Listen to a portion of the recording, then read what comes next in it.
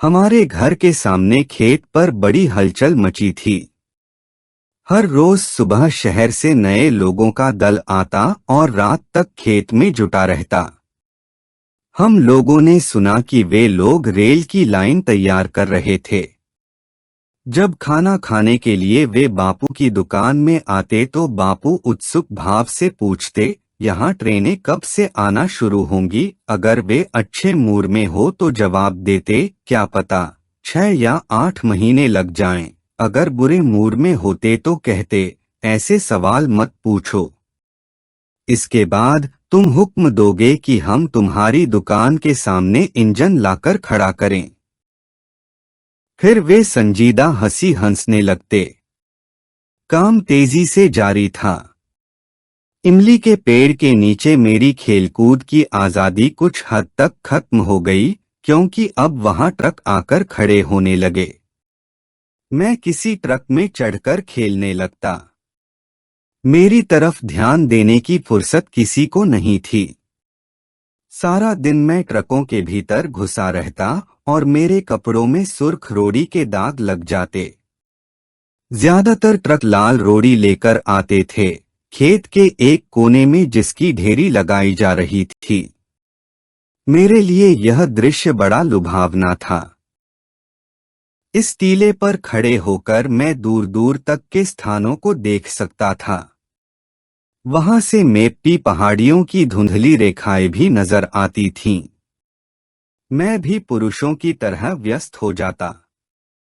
मैं सारा दिन उन मजदूरों के संग गुजारता जो रेल की लाइन बिछा रहे थे, उनकी बातें सुनता और उनकी हंसी दिल्लगी में भाग लेता। लकड़ी के स्लीपर और लोहे की चीजों से लदे और बहुत से ट्रक वहां आए। हर ओर अनेक प्रकार के सामान के अंबार लग गए। मैं लोहे के छोटे छोटे टुकड़े, ढिबरिया और पेंच जमा करने लगा और मैंने इस खजाने को माँ के बड़े बक्स के कोने में छिपाकर रख दिया, जहां माँ की पुरानी रेशमी साड़ियों के बीच, जिन्हें वे कभी नहीं पहनती थीं, मुझे अपनी चीजें रखने की इजाजत थी। अपनी गायों को चराने वाला एक लड़का टीले के नीचे उस जगह पर पहुंचा जहां मैं अकेला अपने आप कोई खेल खेल रहा था। उसकी गायें टीले के नीचे घास चर रही थीं, जहां मजदूर काम कर रहे थे, और उस लड़के की इतनी जुर्रत कि वह ढलान पर चढ़ा हुआ वहां तक आ पहुंचा था जहां मैं खेल रहा था। मेरे मन में यह भाव पैदा हो गया था कि मैं ही रेल का स्वामी हूँ और मैं उस जगह पर किसी अंधिकारी व्यक्ति का प्रवेश बर्दाश्त नहीं कर सकता था। मैंने गुस्से से चिल्लाकर उस लड़के से कहा, यहाँ से चले जाओ। क्यों? उसने पूछा। मेरी गायें यहाँ पर हैं, मैं उनकी रखवाली करता हूँ। अपनी गायों को लेकर फौरन भाग जाओ, नहीं तो वे रेल के नीचे कट जाएंगी, क्योंकि रेल बस अब आने ही वाली है। कट जाने दो, तुम्हें क्या पड़ी है? उसने कहा। इस बात पर मुझे इतने जोर का गुस्सा आया कि मैं चीखकर कुतिया के जैसी नई सीखी गालियां बकता हुआ उस पर झपटा। मेरे हमले का जवाब देने की बजाय वह लड़का गुहार मचाता हुआ भागकर मेरे पिता के पास पहुंचा। तुम्हारा बेटा मुझे गंदी गंदी गालियां दे रहा है। यह सुनकर मेरे पिता फौरन उठ भागे। मेरा दुर्भाग्य, मैं जहां खेल रहा था वहां वे क्रोध से तमतमा हुए पहुंचे। तुमने इस लड़के को क्या कह के पुकारा था? मैंने गाली को न दोहराने की अक्लमंदी दिखाई। मैं चुपचाप खड़ा आंखें झपकाता रहा। इस पर उस लड़के ने वे सब गालियां हूबहू दोहराकर बताईं जो मैंने उसे दी थीं। सुनकर मेरे पिता अप्रत्याशित रूप से उग्र हो गए। उन्होंने अपने पंजे से मेरी गर्दन पकड़कर मुझे झकझोरते हुए पूछा, कहाँ से तीखी तूने ये गालियां? मैंने रेल की पटरी पर काम करते हुए मजदूरों की ओर इशारा किया। उन्होंने उनकी ओर नजर उठाकर देखा, फिर एक क्षण खामोश रहकर बोले, अच्छा तो यह बात है। अब तुम्हें गालियां और गंदी बातें सीखने के लिए आवारा घूमने की इजाजत नहीं मिलेगी। कल से तुम रोज स्कूल जाया करोगे, समझे? बापू, मैं चिल्लाया। उन्होंने बहुत कड़ी सजा का फैसला सुनाया था। वे मुझे एक ऐसी जगह से हटाकर, जिसे मैं प्यार करता था, उस जगह भेजना चाहते थे जिससे मैं नफरत करता था। स्कूल जाने से पहले घर में रोज हंगामा सा मच जाता। माँ मुझे तड़के ही खिला पिलाकर तैयार कर देती और एल्यूमीनियम के डिब्बे में दोपहर के लिए नाश्ता बनाकर रख देती। वे बड़ी सावधानी से एक बैग में मेरी स्लेट और किताबें रखकर उसे मेरे कंधे पर लटका देती। मुझे साफ धुले निकर और कमीज पहनाकर मेरे बालों की कंघी की जाती, जिससे मेरी घुंघराली लटें पीछे गर्दन पर जमा हो जाती। शुरू के कुछ दिनों तक तो मुझे यह देखभाल बहुत पसंद आई, लेकिन बाद में मुझे इससे चिढ़ हो गई। मुझे यह पसंद था कि मैं घर पर रहूं और कोई मेरी देखभाल न करे, बजाय इसके कि लोग मेरी देखभाल करें और मुझे स्कूल भेजा जाए। लेकिन मेरे पिता कठोर अनुशासन के पाबंद थे। शायद उनमें अहंकार भी था और वे लोगों के सामने गर्व से यह कहना चाहते थे कि उनका बेटा स्कूल जाता है। हर रोज सुबह जब तक मैं सही सलामत सड़क पर नहीं पहुंच जाता था, वे मेरी हर गतिविधि का निरीक्षण करते थे। अपनी दुकान में बैठे बैठे वे थोड़ी देर के बाद आवाज कर पूछते थे, लड़के, तू यहीं है या चला गया है? स्कूल का लंबा रास्ता मुझे पैदल ही तय करना पड़ता था। स्कूल से मेरे घर की तरफ आने वाला कोई लड़का नहीं था। मैं रास्ते भर अपने से बातें करता रहता, रुककर राहगीरों को, मरियल चाल से चलने वाली किसी देहाती बैलगाड़ी को या किसी दरार में घुसते हुए किसी हरे टिड्डे को देखने में व्यस्त रहता।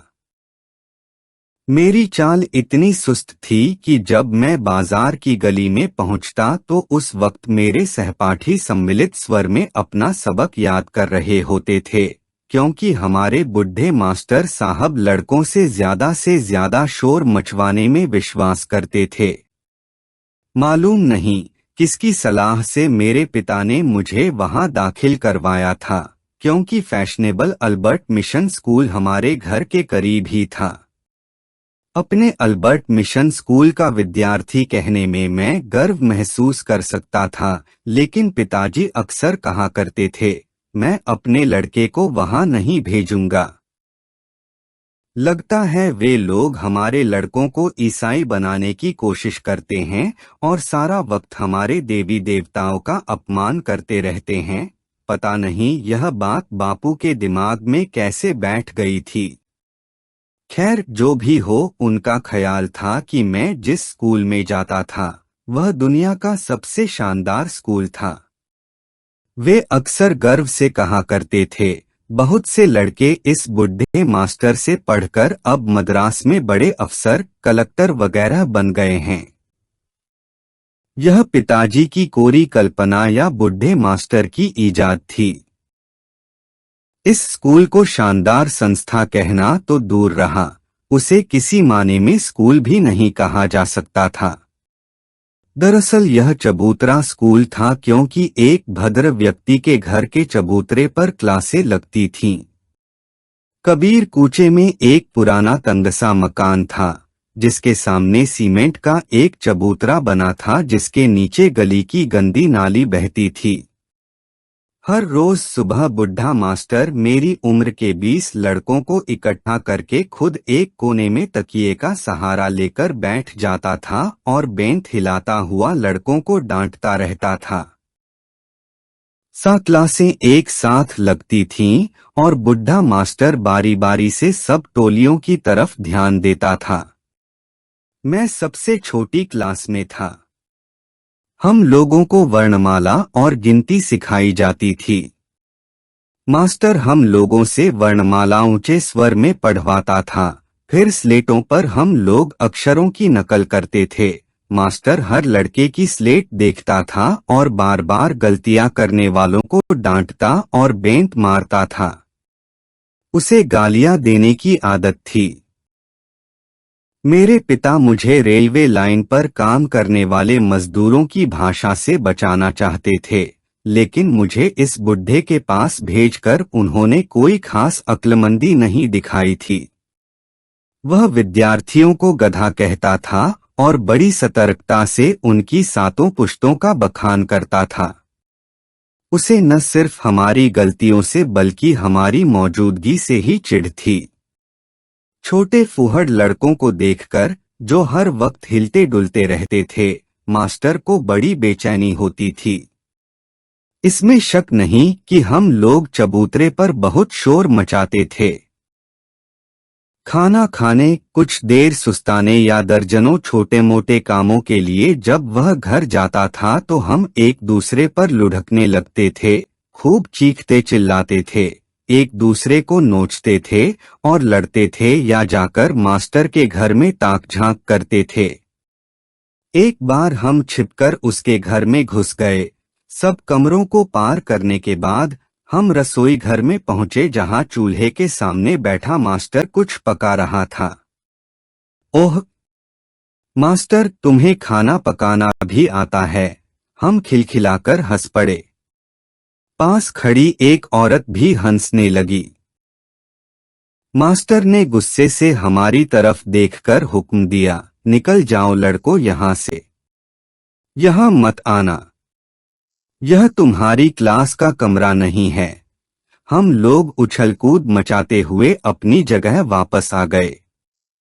बाद में मास्टर ने इतनी जोर से हमारे कान उमेठे कि हम लोग दर्द से चिल्ला उठे।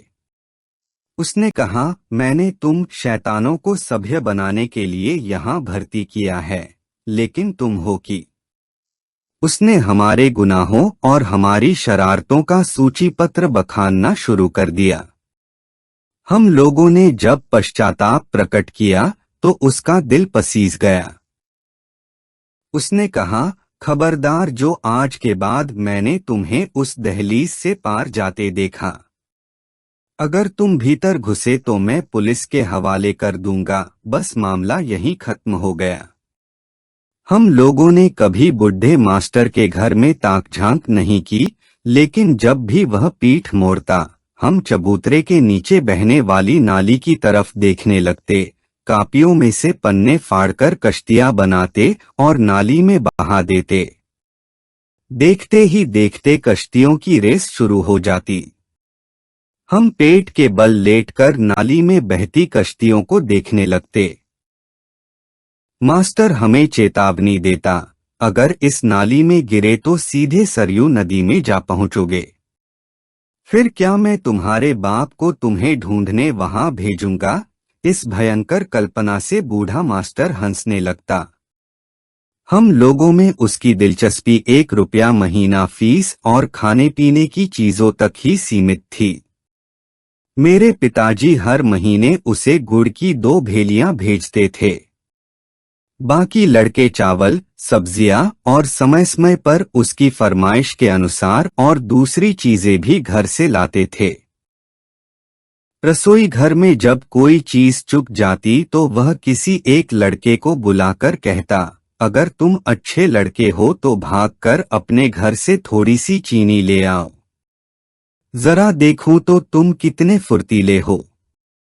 ऐसे मौकों पर मास्टर अपना काम निकालने के लिए मीठे स्वर में बोलता था और उसकी सेवा करके हमें गर्व महसूस होने लगता था।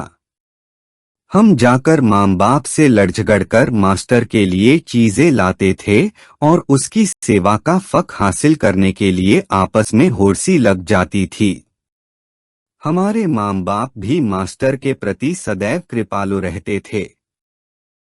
शायद वे इसलिए उसके कृतज्ञ थे क्योंकि वह तड़के से लेकर शाम के 4 बजे तक हमारी निगरानी करता था। उसके बाद हम लोग उछलकूद मचाते हुए घर आते थे। ऊपर से दिखाई देने वाली मारपीट और उद्देश्यहीनता के बावजूद मेरा ख्याल है कि बुढ़े मास्टर की निगरानी में हम लोगों ने काफी तरक्की की, क्योंकि साल के भीतर ही मैं बोर्ड के हाई स्कूल की पहली जमात के काबिल बन गया था। कोर्स की किताबों से भी ज्यादा भारी भरकम किताबें पढ़ लेता था। बिना किसी की मदद के 20 तक के पहाड़े याद कर चुका था। बोर्ड स्कूल हाल में ही खुला था। बूढ़ा मास्टर मुझे वहां दाखिल कराने अपने साथ ले गया था। हम 3 लड़कों को वह क्लास में बिठाकर आया था और लौटने से पहले उसने हमें आशीर्वाद भी दिया था। उसकी सहृदयता देखकर हम चकित रह गए थे। वेलान चमत्कारपूर्ण घटना का समाचार सुनाने के लिए व्याकुल था। वह हाथ जोड़कर राजू के सामने खड़ा हो गया और बोला, महाराज, सब कुछ ठीक हो गया है। मुझे बड़ी खुशी है। लेकिन कैसे? बिरादरी के सामने आकर मेरी बहन ने अपनी गलती कबूल कर ली। वह राजी हो गई है। वेलान ने सारी बात बताई। सुबह के वक्त जब बिरादरी के लोग जमा हुए तो अचानक लड़की आकर सीधी खड़ी हो गई और सबकी ओर देखकर बोली, पिछले दिनों मैंने बहुत गलतियां की हैं। अब मेरा भाई और दूसरे बुजुर्ग जो कहेंगे वही करूंगी। जानते हैं कि किस बात में हमारी भलाई है। पहले तो मुझे अपने कानों पर विश्वास ही न हुआ, यह जानने के लिए कि मैं कहीं सपना तो नहीं देख रहा। मैंने अपने शरीर में चुटकी काटी। उस लड़की की वजह से हमारे घर में अंधेरा छा गया था। जायदाद के बंटवारे के मुकदमे के बाद इतनी बड़ी आफत कभी नहीं आई थी।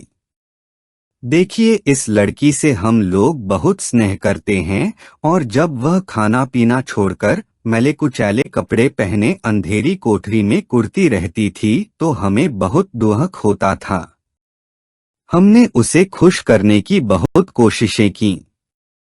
आखिर लाचार होकर हमें चुप होना पड़ा। उसकी वजह से हम सभी लोग बहुत परेशान थे। आज सुबह हमारे आश्चर्य का ठिकाना न रहा। उसने बालों में तेल डालकर उन्हें सलीके से गूंथा था और चोटियों में फूल लगाए थे। वह बड़ी खुश नजर आ रही थी। कहने लगी, मैंने इतने दिन आप लोगों को तंग किया। आप सब मुझे माफ कर दीजिए। मैं बड़े बूढ़ों का कहना मानूंगी। हम लोग सुनकर हैरान रह गए। फिर हमने पूछा, तुम अपने चचेरे भाई के साथ शादी करोगी ना? वह चुपचाप सिर झुकाए खड़ी रही। मेरी बीवी ने एकांत में ले जाकर उससे पूछा, क्या हम लड़के वालों के यहाँ संदेशा भिजवा दें? तो वह राजी हो गई। हम लोगों ने यह शुभ समाचार बिरादरी को बता दिया और जल्दी ही हमारे घर में शादी का आयोजन होगा। पैसा, कपड़ा, गहना सब तैयार है। कल सुबह मैं बाजे वालों को बुलाकर तय कर लूंगा। ज्योतिषी से मैंने शादी का मुहूर्त भी निकलवा लिया है और उसने कहा है कि ये दिन बड़े शुभ हैं। मैं नहीं चाहता कि इस शादी में क्षण भर की भी देरी हो।